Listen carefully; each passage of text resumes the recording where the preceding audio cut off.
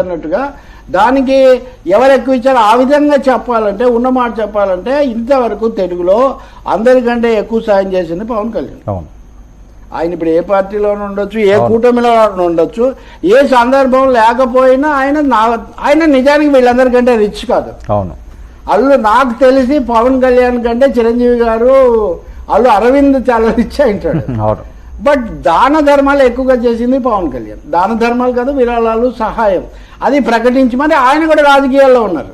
కాబట్టి పవన్ కళ్యాణ్ కేవలం power star అని కేవలం లేకపోతే డిప్యూటీ చీఫ్ మినిస్టర్ అనే రెండు లక్షణాలు ఉన్నాయి.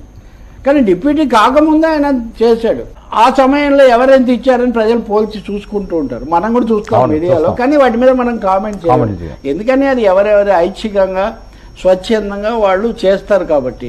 అందుకని రాజకీయ నాయకుల పాత్ర, రాజకీయ నాయకులు అందరి దగ్గర డబ్బులు